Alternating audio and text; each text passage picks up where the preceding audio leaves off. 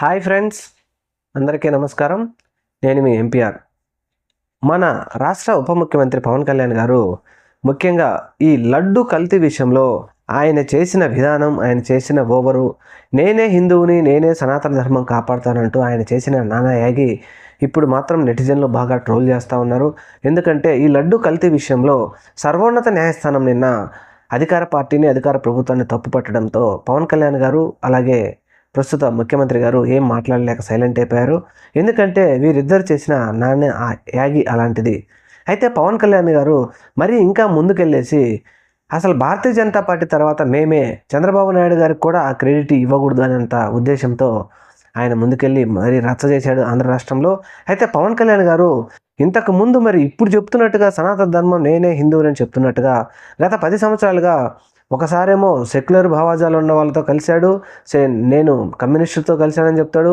ఇంకొకసారేమో నేను నాస్తికుడిని, దేవుని నమ్మను, మా నాయనమ్మ దీపం వెలిగిస్తే మా నాన్న సిగరెట్ వెలిగిస్తాడని చెప్పి అప్పుడు చెప్పాడు.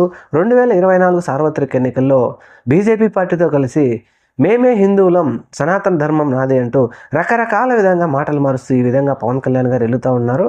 అయితే ఇక్కడ ఎంత వెళ్ళినప్పటికీ, ఏం చేసినప్పటికీ, ప్రతిపక్షంలో ఉన్నప్పుడు ఏ మాటలు మాట్లాడినా ప్రజలు విన్నారు. కానీ అప్పుడు 32,000 మంది అమ్మాయిలను హ్యూమన్ క్రాఫ్టింగ్ జరిగిందన్నప్పుడు కూడా ప్రజలు నమ్మారు. కానీ ఈయన చెప్పిన మాటలు విని ఇచ్చాపురం నుంచి అనంతపురం వరకు ఎంతో కొంతమంది ఎన్డీఏ సంకీర్ణ ప్రభుత్వానికి పవన్ కళ్యాణ్ గారి మాటలని ఓటు వేశారు.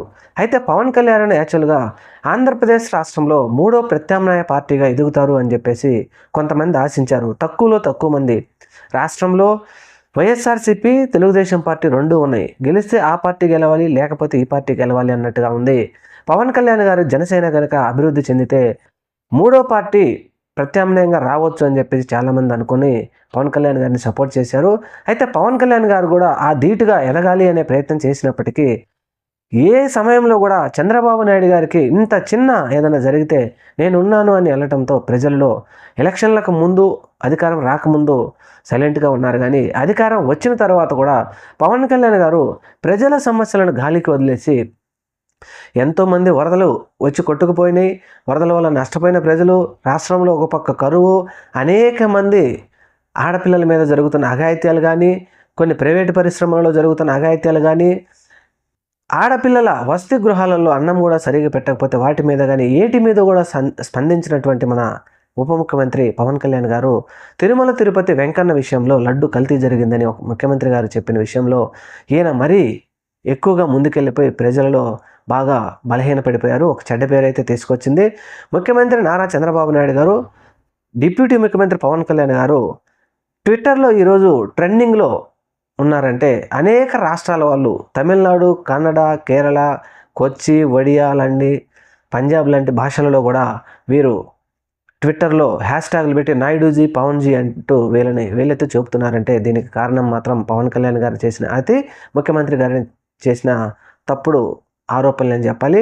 అయితే ఇక్కడ ముఖ్యంగా పవన్ కళ్యాణ్ గారు మరి ఇటువంటి రాజకీయాలు ఆపేసి ఎన్ని రోజులు ఈ విధంగా కాళ్ళు మొక్కుతూ లేకపోతే వాళ్ళకు ఒత్తాసు పలుకుతూ ఉంటారు? ప్రజలకు ఇచ్చిన హామీలను నెరవేర్చే విధంగా మరి పవన్ కళ్యాణ్ వెళ్లకుండా ఈరోజు మరి సర్వోన్నత న్యాయస్థానం చెప్పినట్టుగా మీరు చంద్రబాబు నాయుడు గారిని గుడ్డిగా నమ్మి మీరు వెళ్తే ఈరోజు సర్వోన్నత న్యాయస్థానం మొట్టకాయలేసింది. మరి అది ఆ రోజు కనుక చంద్రబాబు నాయుడు గారు చెప్పిన మాటలు ఒకంత మీరు వెనక్కి తగ్గి ఇది నిజమా కాదా కమిటీ వేసిన తర్వాత నిజాలు తెలుసుకున్న తర్వాత కనుక ప్రజల దృష్టికి తీసుకెళ్ళి ఉంటే ఈరోజు మీ పేరు మంచిగా ఉండేది.